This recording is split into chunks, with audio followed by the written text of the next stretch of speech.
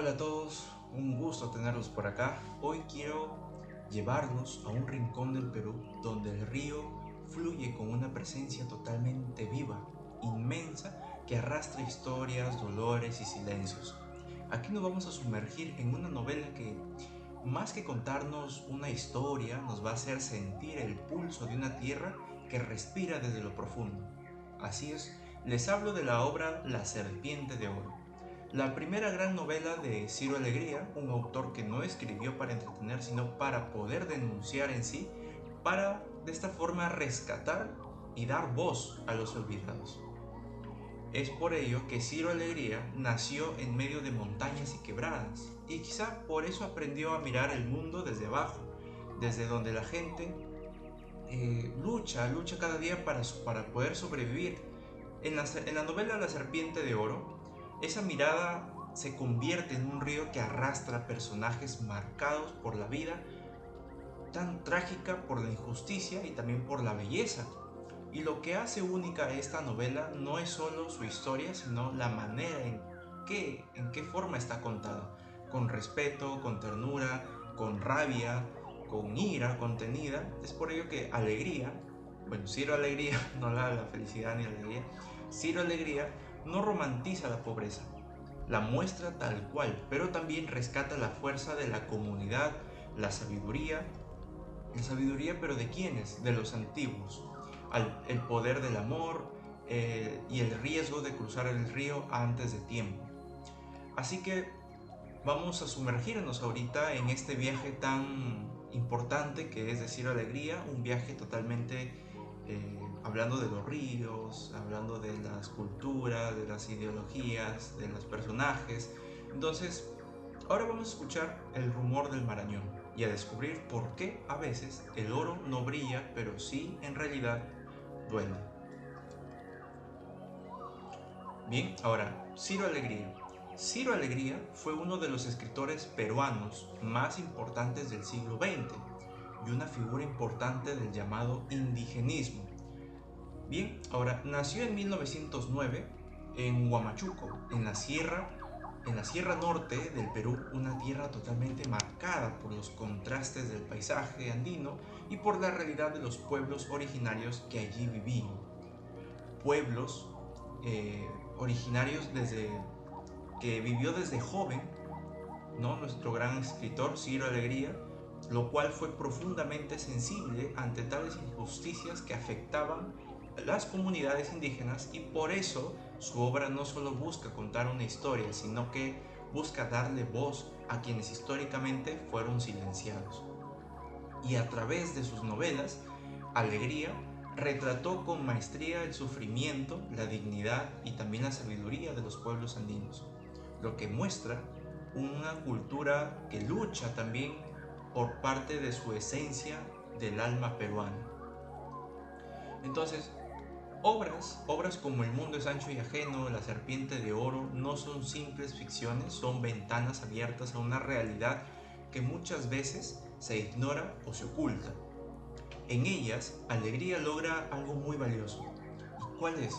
Convertir el dolor colectivo en literatura viva, emocionante, poderosa, y su estilo combina profundidad social con una narrativa totalmente rica en imágenes, en emociones y en humanidad.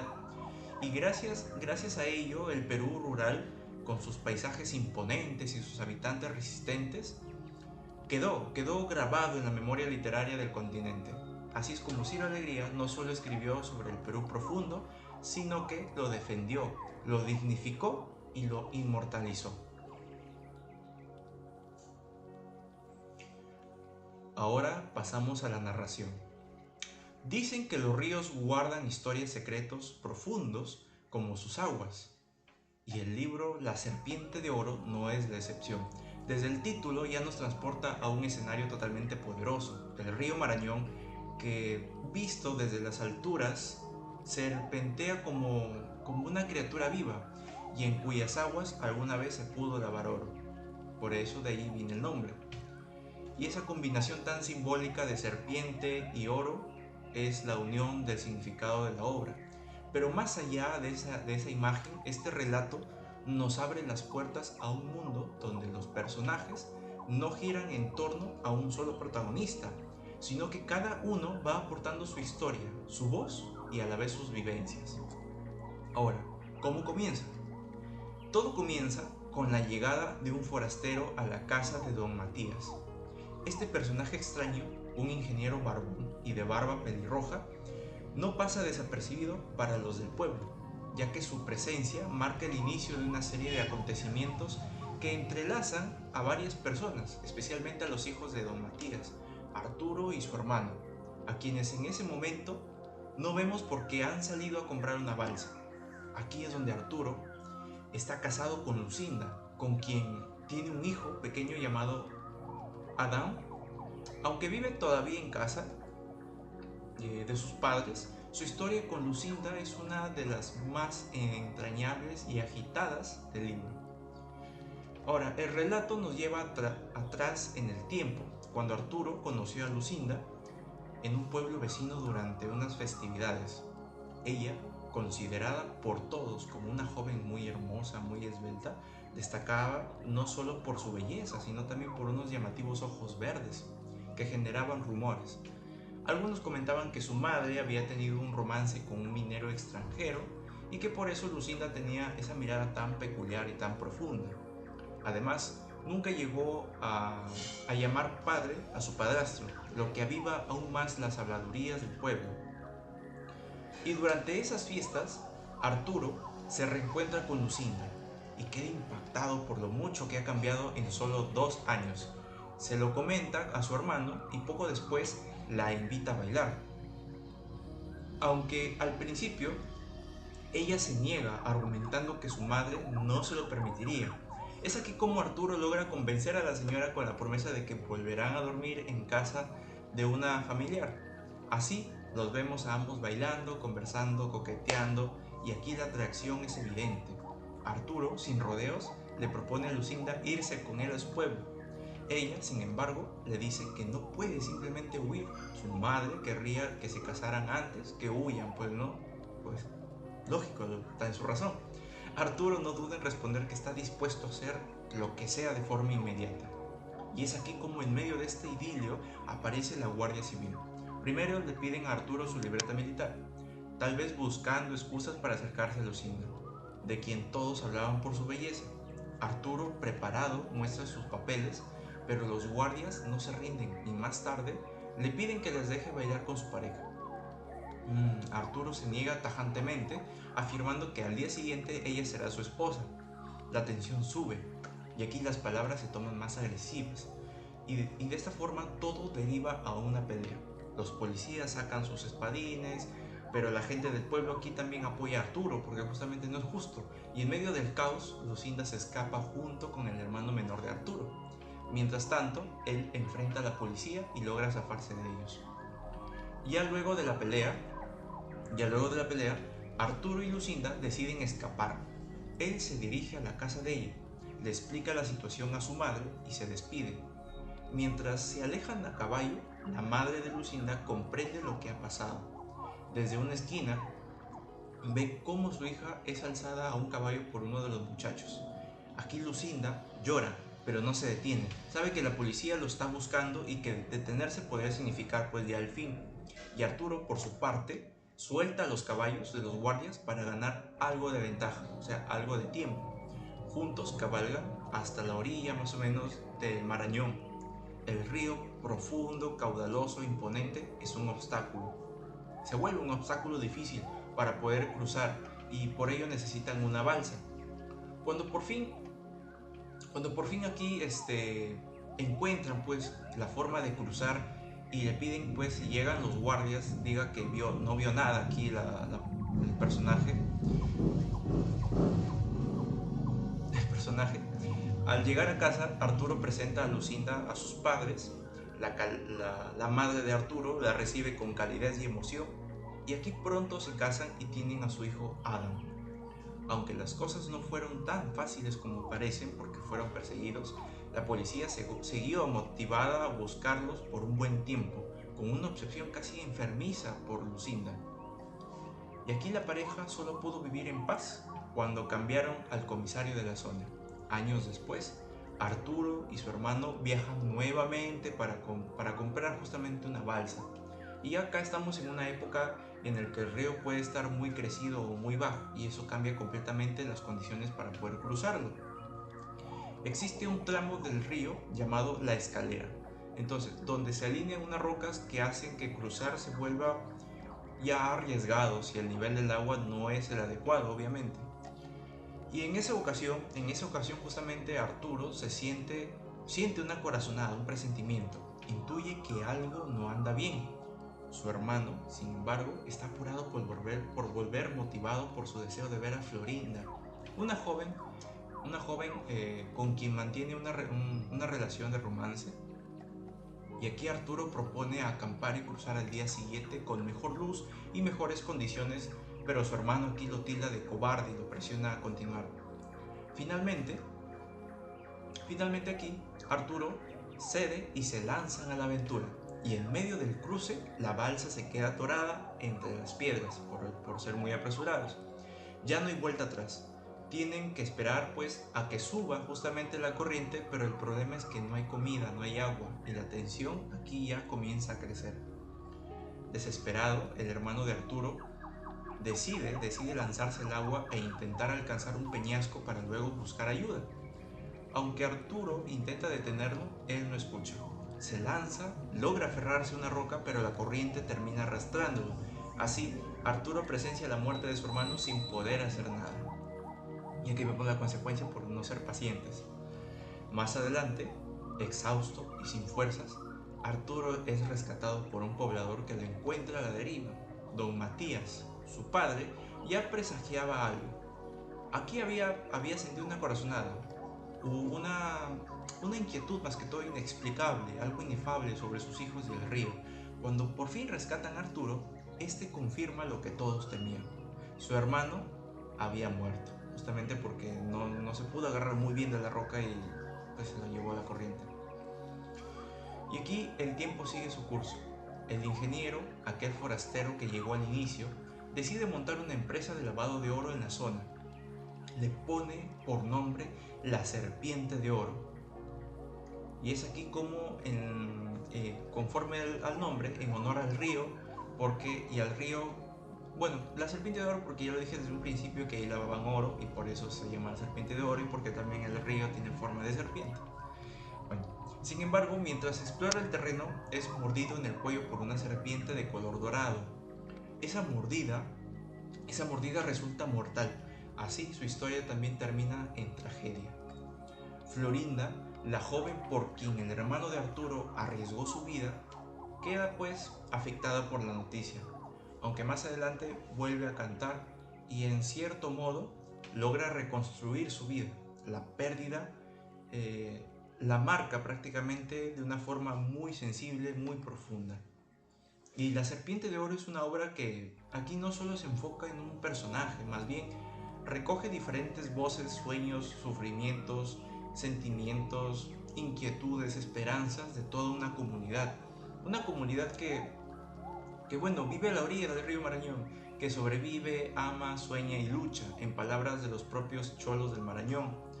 Esos balseros que conocen cada curva del río. Esta historia pues es un reflejo de sus vidas y sus paisajes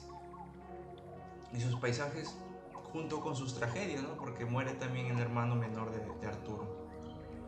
Y para cerrar, pues quiero compartir en esta ocasión un verso que aparece al final del libro, un fragmento breve, pero que encierra la fuerza del río y la humanidad de quienes en realidad lo cruzan.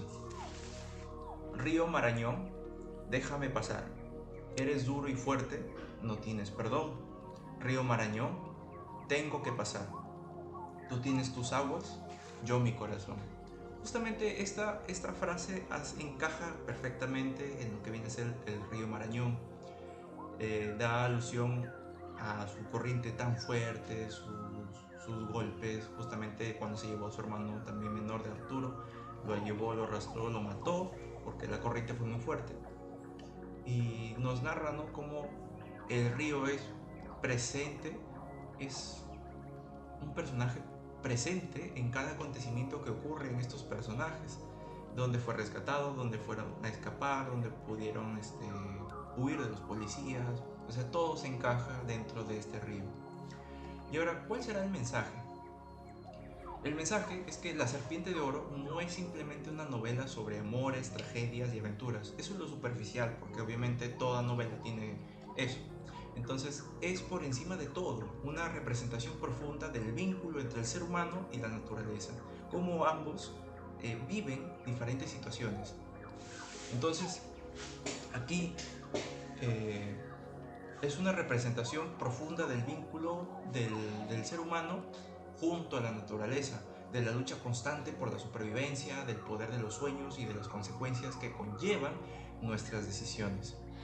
Y a través de sus personajes, esta obra nos muestra que el río no es un paisaje o un obstáculo físico, es una fuerza viva que pone a prueba la voluntad, la paciencia, como ya pudimos observar, y el coraje de quienes lo habitan o lo desafían.